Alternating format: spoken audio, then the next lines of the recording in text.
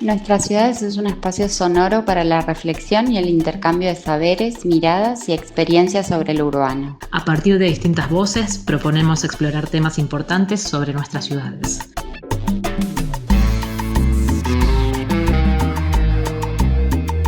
¿Quiénes son los actores y actrices que las producen? ¿Cómo es y qué características tiene acceder al suelo urbano y a la vivienda en Argentina y Latinoamérica? ¿Cuáles son las políticas urbanas y habitacionales que transforman nuestras ciudades? ¿Qué aportes realiza la perspectiva de género a lo urbano?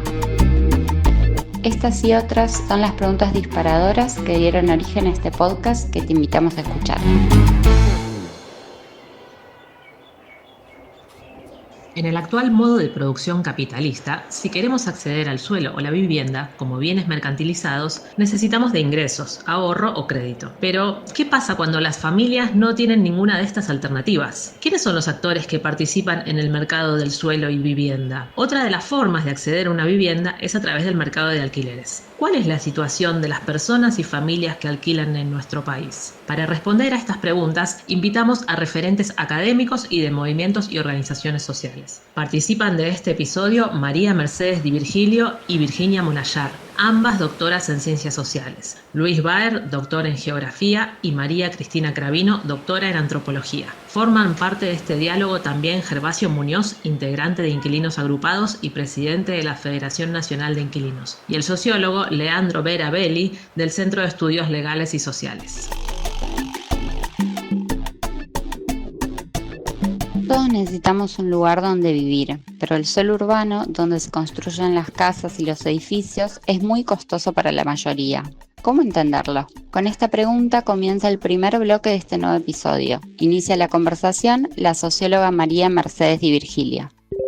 ¿Qué significa que sea un bien mercantilizado? Bueno, que es un bien al que se accede a través del mercado, no es una mercancía, el suelo es una mercancía, ¿no? Entonces, como toda mercancía, en la sociedad capitalista se adquiere en el mercado. En el caso del mercado inmobiliario, este mercado puede funcionar sujeto a las normas que establece el Estado o puede funcionar, como conocemos en lo que llamamos los mercados informales o el submercado informal, puede funcionar por fuera de esas regulaciones que impone el Estado para las transacciones que involucran inmuebles o suelo urbano, ¿no? Bueno, esto es una particularidad, ¿no? del mercado de tierra y vivienda, porque bueno, podemos reconocer dentro de ese mercado distintas dinámicas que responden a diferentes normas.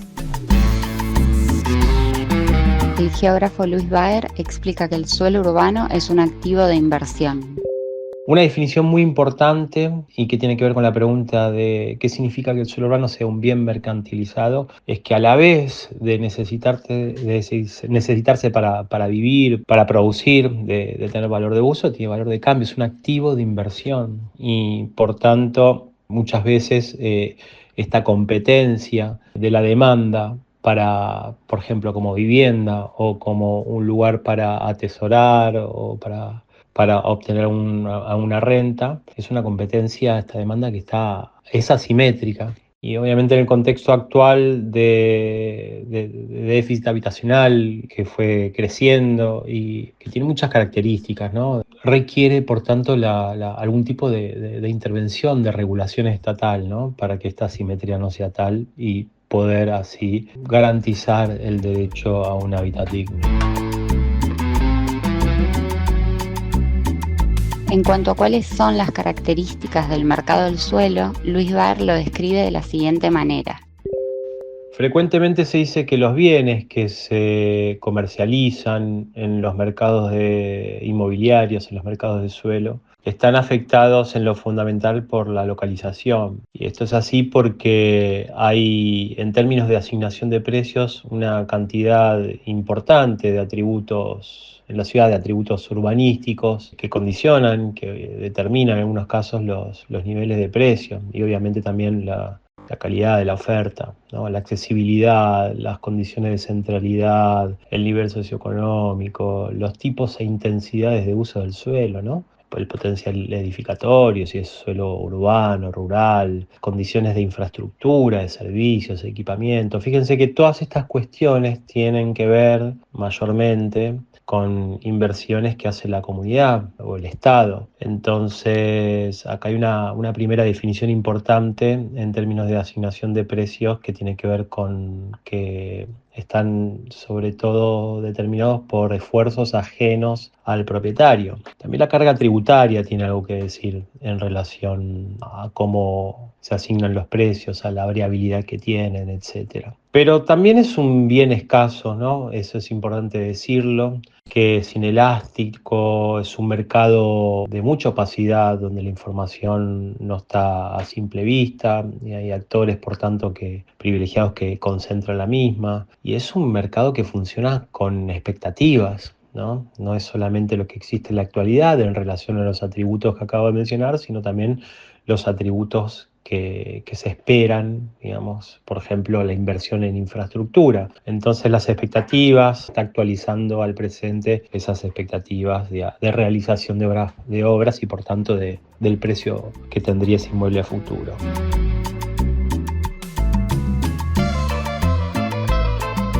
Virginia Monallar explica que hay una relación entre el lugar en la ciudad y la condición de bien mercantil que tiene el suelo urbano. Entonces, como el suelo es principalmente un bien de mercado, un bien mercantil, la condición de acceso define también el lugar en la ciudad que cada sector social tiene y sus posibilidades. En ese sentido creo que, que el mercado de suelo es inequitativo, es imperfecto, y que ese precio, que depende en gran medida de lo que se puede hacer en él, de la potencialidad productiva, natural en el caso del suelo rural, o de las posibilidades de hacer en las áreas urbanas, ¿no? que dependen esas condiciones en gran medida de la planificación y de la disposición del poder público por la definición normativa. También definen esas condiciones de acceso a aportes, a equipamiento, a comercios, a condiciones ambientales óptimas, a la accesibilidad para la logística y la mercadería, etcétera, según las actividades que desarrolla la población, y que definen ese precio en el mercado y por lo tanto la localización relativa de la demanda y la condición de la estructura de oportunidades urbanas de cada sector. Disponer de un lugar en la ciudad para los distintos actores implica presionar por nuevas áreas. Así las ciudades se expanden a partir de diferentes lógicas. Luis Baer explica cómo se caracteriza este proceso en Argentina. En cuanto a la pregunta de cómo se expanden las ciudades en nuestro país, y diría también un poco más allá en la región, podríamos decir que es un crecimiento disperso, discontinuo, de baja densidad, que fagocita en las áreas de borde, en los periurbanos, enormes proporciones, crecientes por cierto, de suelo. Y por tanto, suelo valioso en numerosos casos, ¿no? Valioso en términos agroproductivos, amenazando también cuestiones de seguridad y soberanía alimentaria, por ejemplo. En muchos casos también consumiendo o ocupando suelo de un valor ecosistémico y ambiental muy importante. Ni que hablar en términos de movilidad, ¿no? Que presiona hacia el uso del automóvil privado.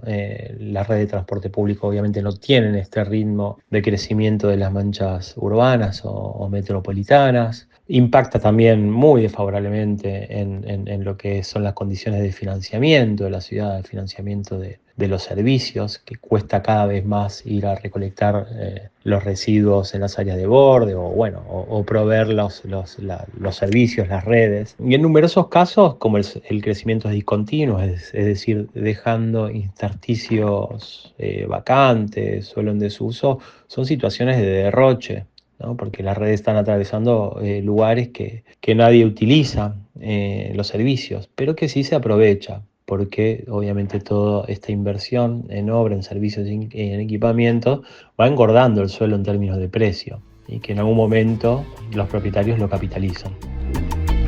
Esto es Nuestras Ciudades.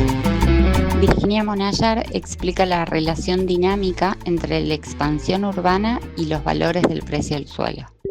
La localización de la estructura y el precio depende de la localización y de las condiciones del entorno de cada suelo, digamos. Y por otra parte, las tierras periféricas o incluso aún rurales presentan valores relativamente menores, que algunos indican, por ejemplo, como 10 veces mayor, o que para el caso de Córdoba nosotros hemos podido estimar en más de 15 veces. Ese incremento de precio da una idea de la ganancia extraordinaria que implica un cambio de uso de suelo y de la presión que puede existir por parte de los propietarios de tierra periférica por la extensión de la ciudad, ¿no? Lo que, entre otras cuestiones, impacta en un mayor precio de la tierra para toda la ciudad, porque eso implica que ese suelo que era el menor, bueno, va a ir impactando en un crecimiento de todos los precios.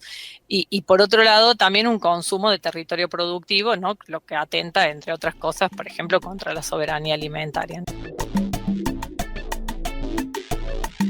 En relación a la tenencia de la vivienda y el suelo en Argentina, Luis Baer enfatiza el proceso de inquilinización de la población y Virginia Monallar recupera algunos datos para dar cuenta del crecimiento de las formas de producción de urbanizaciones informales.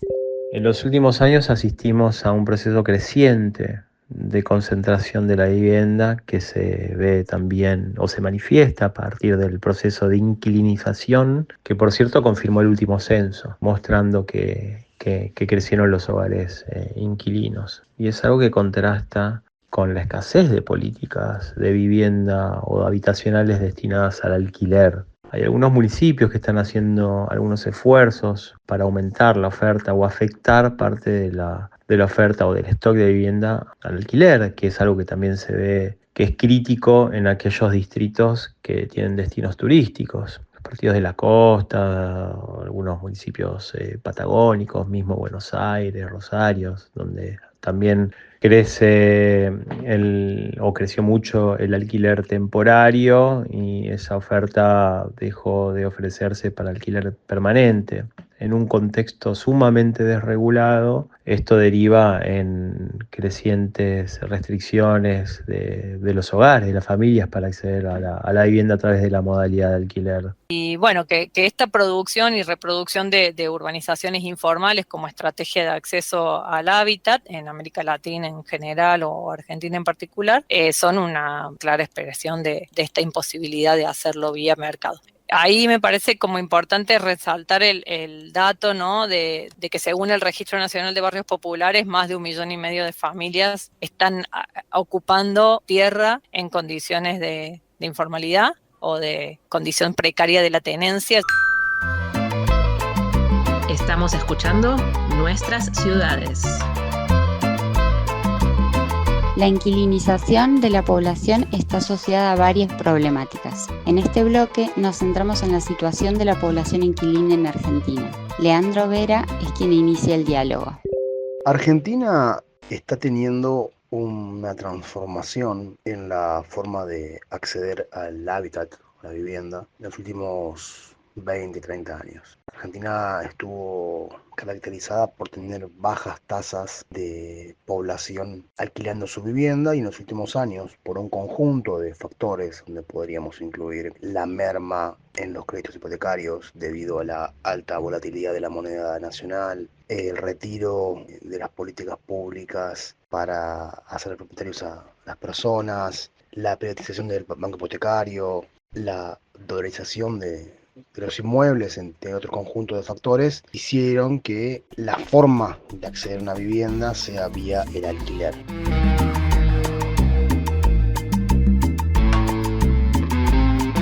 María Mercedes Di Virgilio explica la particularidad del mercado de alquileres en Argentina y las dificultades que atravesó la implementación de la ley de alquileres, hoy derogada.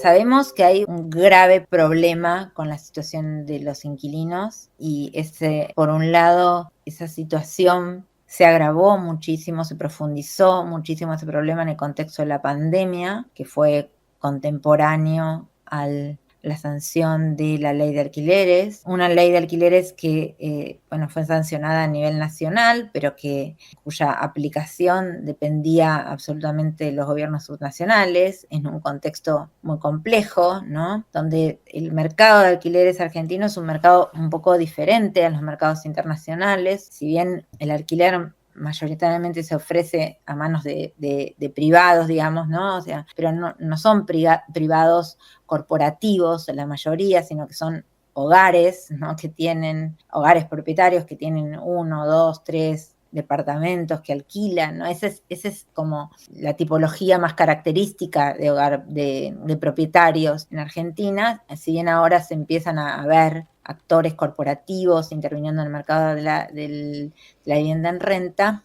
digamos, la mayoría de los propietarios tienen esta característica. Entonces, bueno, en ese contexto, la capacidad de los gobiernos para impedir que esos privados saquen, ¿no?, sus viviendas de la oferta del alquiler era inexistente. Entonces, no había forma de, por más que teníamos una ley que estaba muy buena, bueno, no había forma de impedir que los privados retiraran los inmuebles de la oferta de alquiler. En un contexto inflacionario, fuertemente inflacionario, que directamente impactó sobre los precios del alquiler, se produjo una combinación muy explosiva, ¿no? Precios altos sin oferta prácticamente por un tiempo bastante prolongado. Ahora pareciera que hay más oferta, pero los precios quedaron como estancados o tienen un piso que es súper elevado. Y a eso se suman un montón de barreras en el acceso al alquiler.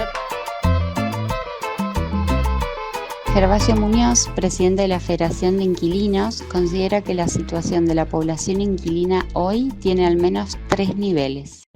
Hoy la situación tiene para mí 3 niveles. Uno es la desprotección absoluta por parte del Estado. No hay organismo estatal que reconozca el alquiler de vivienda como uno de los problemas fundamentales, como uno de los derechos fundamentales, y por lo tanto se le destine política pública. Me refiero a una política pública mínima, un lugar donde poder ir a reclamar incumplimientos a la ley, abusos, etcétera. Una defensa por parte del Estado a un sector que la única forma que tiene de acceder a la vivienda es alquilando. Segundo, nivel político, es un sector que no tiene representación política. No vamos a escuchar a un solo concejal, un diputado, un senador poniéndose en el lugar de los inquilinos y reclamando para vivir en mejores condiciones. Por lo general sucede lo contrario. Representan más al poder del mercado inmobiliario que a los inquilinos. Y tercero, la situación económica.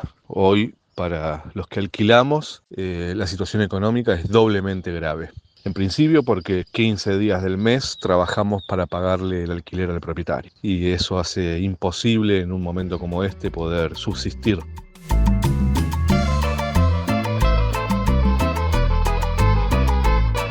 Gervasio Muñoz no cree que haya fenómenos nuevos en relación al alquiler, sino una vuelta a un momento donde, como él afirma, el poder económico decidía quién puede vivir en la ciudad y quién no. Creo que no hay fenómeno nuevo. En realidad siempre sucedió que las ciudades fueron territorio de disputa de la riqueza. En algunos momentos lo que sucedió fue que hubo políticas para que esa disputa pueda ser más o menos protegida por el Estado, ¿no? Me refiero a cosas que han sucedido en la Argentina: congelamiento del precio de los alquileres, prohibición de vivienda vacía, etcétera, ¿no? Contratos que no terminaban. El fenómeno que hay hoy es un fenómeno global, es un fenómeno histórico de las ciudades, con nuevos dispositivos, ¿no?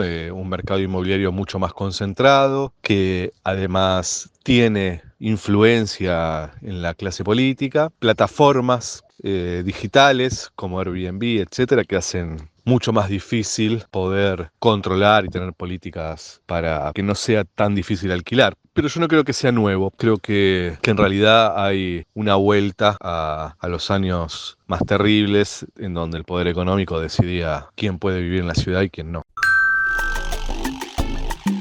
Esto es Nuestras Ciudades.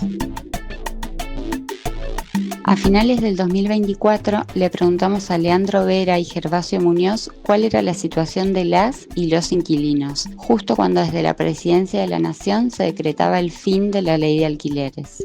El gobierno de Milei toma como primer medida de su gobierno, apenas se sienta en el sillón de Rivadavia, derogar la ley de alquileres y acto seguido desfinanció el fondo fiduciario para las obras de integración sociourbana. Es decir, la construcción política de los últimos años vinculado al rol del Estado para mejorar el acceso a la vivienda fueron barridos de un plumazo por la actual gestión libertaria. Las consecuencias estamos recién empezando a verlas, pero son graves y uno piensa que van a ser peores. Desde el CELS y un conjunto de organizaciones sociales y académicas venimos produciendo información respecto a la situación de los hogares inquilinos del AMBA desde el año 2020. Lo que encontramos como un hallazgo principal, pero vemos que es una tendencia, es que aumentó la proporción de hogares endeudados que utilizan ese dinero para pagar el alquiler. Si bien es cierto que los porcentajes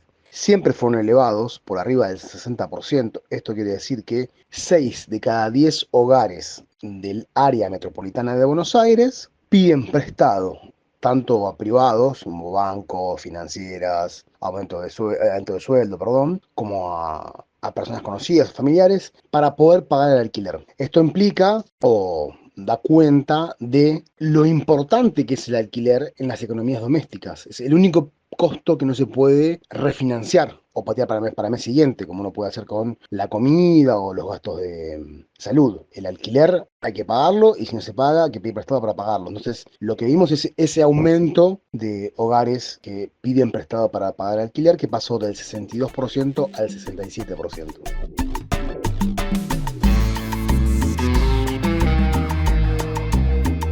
Gervasio Muñoz entiende el fin de la ley de alquileres como un intento de disciplinamiento de los colectivos organizados. La situación en el 2024 fue de un gobierno que lo primero que hizo fue decretar el fin de la ley de alquileres y por lo tanto disciplinarnos a todas las organizaciones inquilinas, al sector en general, porque a través de esa medida lo que nos dijo es: ustedes no tienen ningún tipo de derecho, no se animen a pelear de vuelta por algo como la ley de alquileres, ¿no? Con un fuerte apoyo de los medios de comunicación, con un fuerte apoyo por omisión o decidido de la clase política. Entonces el 2024 fue un golpe muy fuerte que ha impactado en las condiciones del alquiler que no se veían, yo diría, desde el año 1900, ¿no? Que no haya plazo mínimo, que se pueda pagar en cualquier moneda, que te puedan pedir dólares. Eso no se veía desde 1900, desde la década infame. Estamos escuchando Nuestras Ciudades. Leandro Vera explica cuáles son las consecuencias de la derogación de la ley de alquileres y cómo se vincula esto con las transformaciones en el mercado de alquileres temporarios. La derogación de la ley de alquileres trajo como resultado una desregulación y además un empeoramiento en la forma de acceder al alquiler para los inquilinos. Y lo que trajo como resultado es un aumento de las ganancias para los propietarios y un aumento de las dificultades y el encarecimiento del alquiler para los inquilinos. Entonces podríamos decir que gran parte del ajuste económico actual lo están pagando los inquilinos, porque su situación de vivienda es mucho peor que antes. Es lógico que haya aumento en la oferta del alquiler. Primero, porque es más rentable que antes. Y segundo, porque todo lo que antes era ilegal o estaba por fuera de los parámetros legales, que era incumplir la ley de alquileres, ahora es legal. Ahora un contrato de un mes es legal. En ese sentido, también es probable que haya una transformación fuerte en el mercado de alquileres temporarios, porque deja de tener sentido que haya una regulación específica para esos alquileres, ya que la derogación de la ley de alquileres convierte que cualquier alquiler 1 o 2 meses sea igual que un alquiler de 1 o 2 años. En ese sentido, estamos en un proceso de transformación que hay que seguirlo de cerca para ver cuáles son esas consecuencias. En primera instancia se ve un agravamiento para los inquilinos, un aumento de los costos y unas dificultades tanto para poder sostener el alquiler como para poder conseguir mejores condiciones.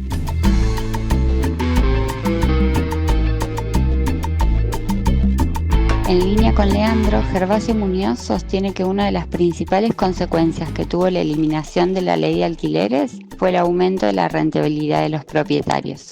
Y los cambios que generó la derogación de la ley de alquileres, básicamente lo que ha hecho es que el mercado aumente su rentabilidad, con los contratos cortos, aumentando entonces la rentabilidad, con actualizaciones por cualquier índice y cada 2 meses, cada 3 meses, cada 4 meses, lo que hace también imposible poder pagar el alquiler. En definitiva, el marco general es un disciplinamiento por parte del mercado inmobiliario, un aumento brutal de la renta a costa de nuestro trabajo, y creo que a mediano o largo plazo no hay dudas de que va a desembocar en una crisis social.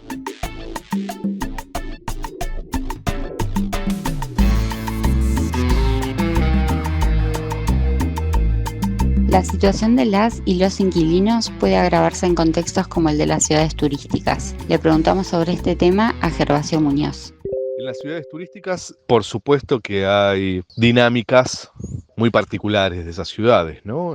Los alquileres por lo general son muy pero muy caros. Hay extranjerización de la tierra, a diferencia de otras zonas, otras regiones del país. Por lo general, la turistificación lo que hace es expulsar a los nativos, a la gente que nació ahí o que quiere vivir de forma permanente ahí. Y pone en crisis todo el tejido social, ¿no? Pone en crisis a los médicos de los hospitales, pone en crisis a los maestros de las escuelas.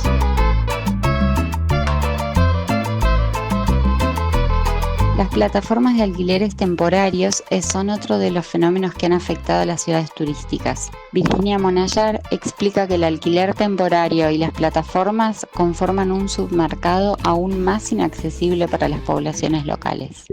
Justamente creo que esos fenómenos, esas tendencias actuales de la vivienda, de esta vivienda en alquiler temporario, las posibilidades más tiempo, la posibilidad de precio en moneda extranjera, por ejemplo, que son factores característicos de esta condición mercantil, forman ese submercado como incluso más inaccesible, tornan este submercado incluso más inaccesible para la población local porque limita la oferta para la residencia permanente y a la vez que impacta sobre los precios seguramente. Para finalizar este episodio, conversamos con María Cristina Cravino del CONICET sobre la situación sobre el mercado inmobiliario informal en Argentina. Sí, primero, explicar por ahí cómo entender el mercado inmobiliario informal, ¿no? Que esto se superpone a otras formas también que a veces se conocen bajo el término de informalidad, que significa ocupar un espacio de la ciudad por fuera de un poco de las normas vigentes. Y eso son lo que constituyen los asentamientos, las ocupaciones, las villas que se dan en diferentes ciudades. Digamos, no cumplen con la normativa urbana en general respecto a la construcción, pero ahí hay también una hipervisibilización de estos sectores frente a otras informalidades que habitualmente encontramos en otros sectores, como solamente doy un ejemplo. También es frecuente que muchos barrios cerrados surjan en lugares que están en la normativa como tipificados como rurales, ¿no? Y surgen de hecho y después piden que la normativa se modifique para adaptarse a lo que ya hicieron. Entonces, esta informalidad de las prácticas urbanas extiende a los distintos sectores sociales. Y en los lugares donde se ocupó, en general los sectores populares ocuparon, como no hay mucha tierra más para ocupar o tampoco hay una preferencia, la gente no ocupa porque desea, sino que ocupa porque está compelida a tener un lugar donde habitar, que todos necesitamos, y por lo tanto busca los espacios que el mercado inmobiliario no incorporó, que no utilizó, que abandonó, y los incorpora y los ocupa. Y entonces, en esos mismos lugares después, la gente que ya estaba sentada en ese espacio, alquila una parte de la casa o construye un pequeño departamento para alquilar, o a veces construye la casa si se va a vivir a otro lado, y eso lo conocemos como mercado inmobiliario informal. También se da en la ciudad que a veces pasamos y no imaginamos, hay a veces también subarriendo, arriendo de pequeños lugares como similares a los conventillos que eran del siglo XIX, principio del XX. Eso también se da en otros sectores, pero siempre son más visibles los que se dan en las ocupaciones. Y hay una tendencia a mercantilizar porque la gente prefiere no ocupar o no quiere correr el riesgo de ocupar por miedo al desalojo.